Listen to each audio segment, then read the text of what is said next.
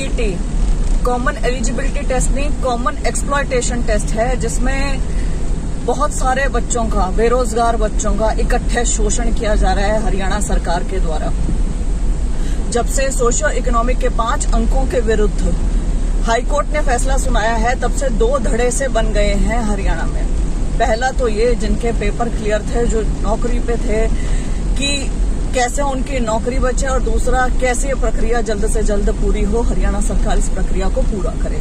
और दूसरा धड़ा वो जो ये कहता है कि अब हरियाणा सरकार को अपनी भूल सुधारने का मौका मिल गया है, वे सीईटी को क्वालिफाई करके दोबारा से पेपर ले सकते हैं।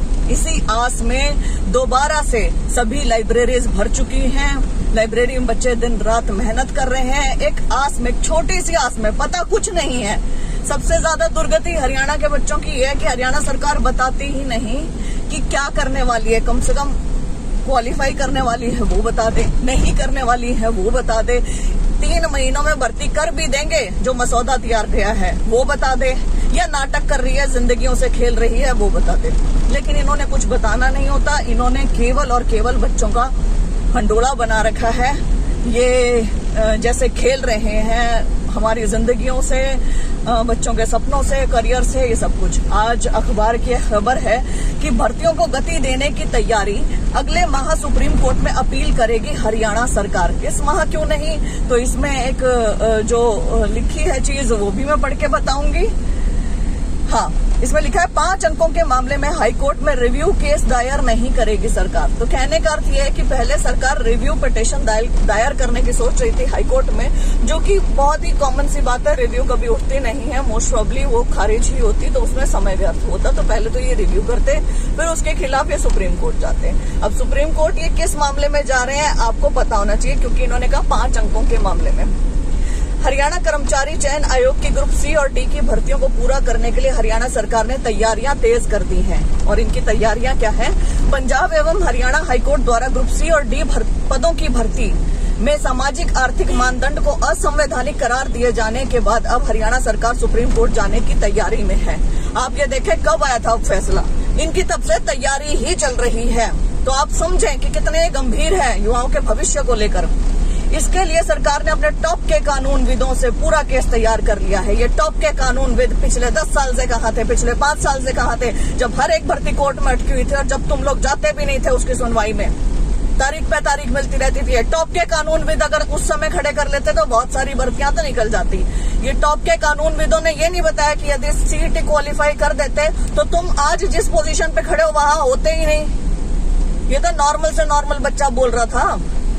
संभावना है कि अगले माह सरकार सुप्रीम कोर्ट में इस फैसले के खिलाफ अपील दायर करेगी, क्योंकि अभी सुप्रीम कोर्ट की छुट्टियां चल रही है और 8 जुलाई से सुप्रीम कोर्ट फिर से खुलेगा। ऐसा है हरियाणा सरकार, बच्चों को बेवकूफ ना बनाओ। यहाँ मैं सबको बताना चाहूंगी कि यदि कोर्ट की छुट्टियां होती भी हैं तो भी वेकेशन बेंचेस लगती हैं। वेकेशन बेंचेस होती हैं जो अर्जेंट से अर्जेंट केसेस होते हैं सुनती है। यहाँ लाखों बच्चों का भविष्य दांव पे है। इससे अर्जेंट केस और क्या होगा? आप वेकेशन बेंच पे केस दायर कर सकते थे, लेकिन आपने बनानी है कहानियां, आपने उलझाए रखने हैं। भाई चलो 8 जुलाई तक धक्का दो इस मामले में, यूं कह दो भाई अभी तो छुट्टी चल रही है, हमने तो आगे करना है। टॉप के कानूनविदों ने ये नहीं बताया कि वेकेशन बेंच में लगा सकते हैं हरियाणा सरकार। मैं बता रही हूँ आप लगा सकते हो। सरकार ने तय कर लिया है कि हाईकोर्ट के फैसले के खिलाफ हाईकोर्ट में रिव्यू केस दायर नहीं किया जाएगा। सुप्रीम कोर्ट में जाने का एक ही रास्ता है। इस पूरे मसौदे को मुख्यमंत्री नायब सिंह सैनी को दिखाया जा चुका है। मुझे उनके बुद्धि और विवेक के ऊपर शक है, मैं बोलती हूँ, और मुझे नहीं पता उनको कितना ज्ञान है इस चीज का, कितना नहीं है। लेकिन आप हरियाणा के बच्चों की जिंदगियों के साथ खेल रहे हो, ये तय है।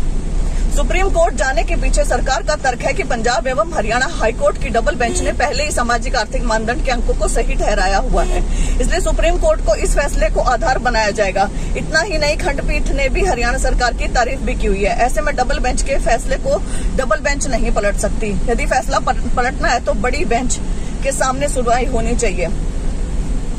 एक फैसला किसी ने दे दिया, ठीक है, वो भी छोटा मोटा ढीला मिला केस तैयार करके वो था, आप भी जानते हैं असंवैधानिक है।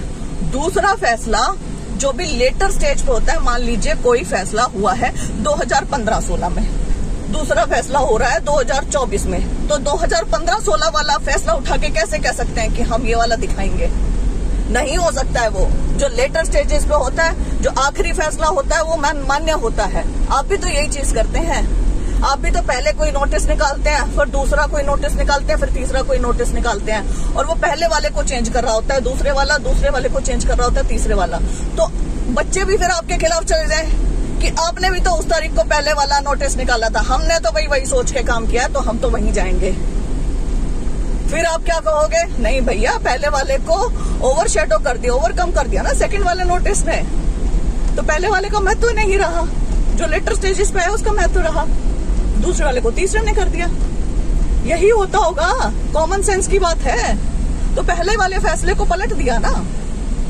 बहरहाल मुझे ऐसा लगता है कि बहुत सारे बच्चे उम्मीद लेके तैयारी कर रहे हैं। बहुत सारे बच्चे तकरीबन 5 साल से भर्तियों की बाट देख रहे हैं। पहले भी ग्राम सचिव, पटवारी, कैनाल पटवारी, ये सारी भर्तियां निकाली थी, इनकी लीक हो गई थी।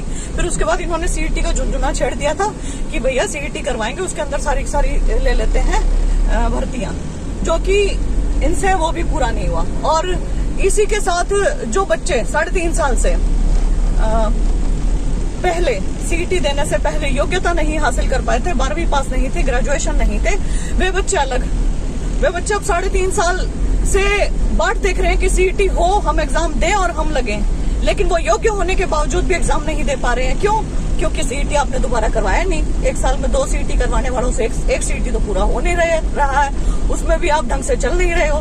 बार बार मैंने कितनी बार आपको कहा, कितनी आपको पत्र लिखे, ईमेल्स लिखा, आपको बार बार कहा कि आप असंवैधानिक तरीके से चल रहे हैं। जिस दिन भी सोशियो इकोनॉमिक के अंकों में संशोधन करते हैं, क्योंकि जिस दिन भी ये चैलेंज हो गया, उस दिन बच्चे, लाखों की तादाद में बच्चे, हजारों की तादाद में बच्चे नौकरियों से हटेंगे, भर्तियां रद्द होंगी और ये सब कुछ होगा। 2019 से मैं ये चीज कहने लगी थी, आज ये हो गया है।